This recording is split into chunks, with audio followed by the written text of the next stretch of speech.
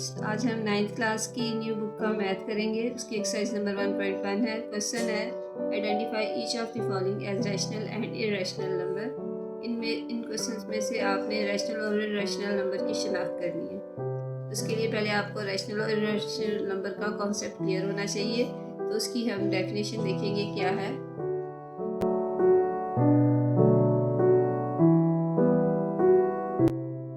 Rational numbers कौन से number होते हैं, इनकी डेफिनेशन है the numbers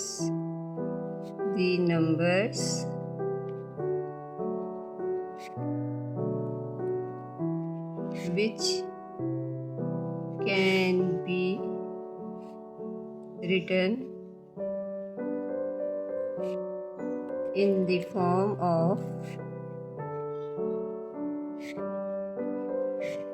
P over Q। P over Q यानी कि ऐसे नंबर जिन्हें आप फ्रैक्शन की फॉर्म में लिख सकते हैं। और P over Q, P क्या है? P और Q जो हैं वो बिलोंग करते हैं सेट ऑफ इंटीजर्स से। P और Q बिलोंग करते हैं सेट ऑफ इंटीजर्स, यानी कि इनकी वैल्यू P की 1 2 3 कोई भी वैल्यू हो सकती है, और इसी तरह से Q की भी 1 2 3 4 5 कोई भी वैल्यू हो सकती है। लेकिन Q की वैल्यू ज़ीरो नहीं होनी चाहिए, यानी कि नीचे डिनोमिनेटर में ज़ीरो नहीं आना चाहिए। और for example 1/2, 2/3, 5/6 into so on. और इसमें इनके साथ नेगेटिव साइन भी, आप नेगेटिव चाहे साइन हो चाहे प्लस साइन हो, ये वो ऐसे तमाम नंबर्स जिन्हें आप फ्रैक्शन की फॉर्म में लिख सकते हैं वो रैशनल नंबर्स कहलाते हैं। और इसकी आगे फर्दर 2 टाइप्स होती हैं, टर्मिनेटिंग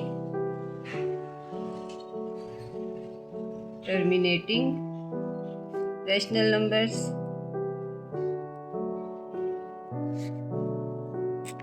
और non terminating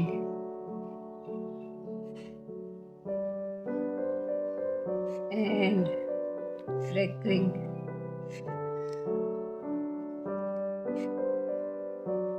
decimal numbers.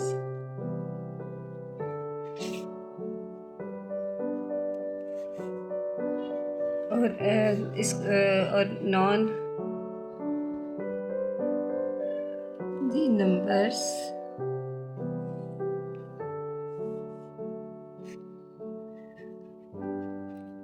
which cannot be written in the form of P over Q।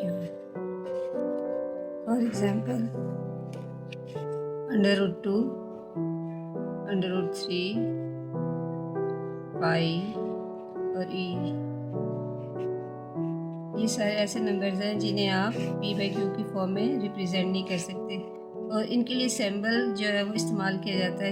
इस सेट को रिप्रेजेंट करने के लिए Q' का सिंबल इस्तेमाल किया जाता है, जबकि रैशनल नंबर को रिप्रेजेंट करने के लिए Q का सिंबल इस्तेमाल किया जाता है। उसके लिए आपने Q का सिंबल इस्तेमाल किया जाता है उसके सेट को रिप्रेजेंट करने के लिए।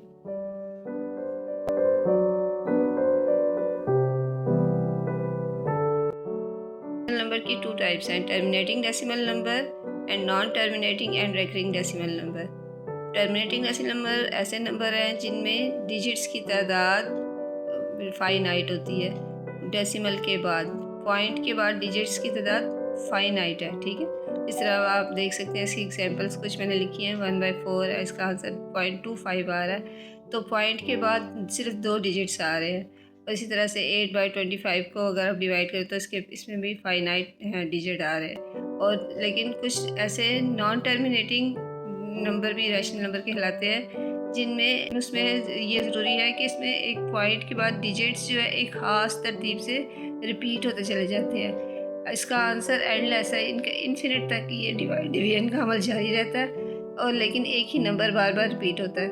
उस अगर नंबर बार बार रिपीट हो रहा हो तो वो नंबर भी रैशनल नंबर कहलाता है।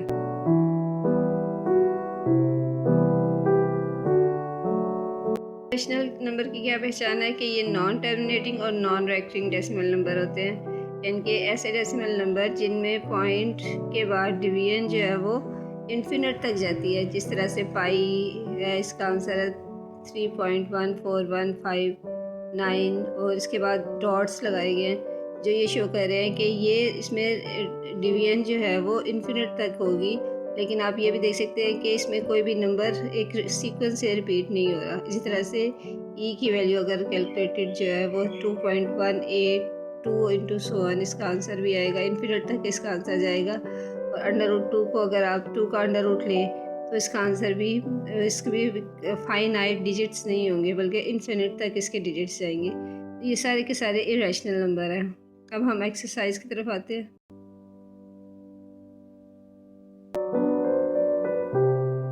नंबर 1 है 2.353535। चूँकि ये नंबर टर्मिनेट हो रहा है इसलिए ये टर्मिनेटिंग डेसिमल नंबर होने की वजह से ये रैशनल नंबर है। अगला क्वेश्चन है 0.6, उसके ऊपर बार है जो ये शो कर रहा है कि पॉइंट के बाद 6666 रिपीट होता चला जाएगा, यानी ये नॉन टर्मिनेटिंग नंबर है। और चूँकि 6 बार बार रिपीट हो रहा है और नॉन टर्मिनेटिंग और रेकरिंग डेसिमल नंबर है, इसलिए ये भी एक रैशनल नंबर है। अगला क्वेश्चन है 2.236066। अब इसमें आप देख सकते हैं कि ये भी एक नॉन टर्मिनेटिंग डेसिमल नंबर है और इसमें कोई भी डिजिट रिपीट नहीं हो रहा, यानी कि ये एक non terminating non recurring decimal number है, लिहाजा ये एक इरेशनल नंबर होगा। 7 का अगर आप अंडर रूट लें तो ये भी आपके पास एक नॉन टर्मिनेटिंग नंबर आएगा और नॉन रेकरिंग डेसिमल नंबर होने की वजह से ये भी एक इरेशनल नंबर है। E is Euler's constant, Euler's number है और इसकी वैल्यू भी कैलकुलेटेड है 2.71828 और ये भी इन्फिनिट तक रिपीट होता चला जाता है, इसलिए ये एक non terminating non recurring decimal number है, लिहाजा ये भी एक इरेशनल नंबर है। पाई, इसकी भी वैल्यू कैलकुलेटेड है, ये है 3.1415 इंटू सो ऑन। ये non terminating non recurring decimal number है, लिहाजा ये भी एक इरेशनल नंबर है।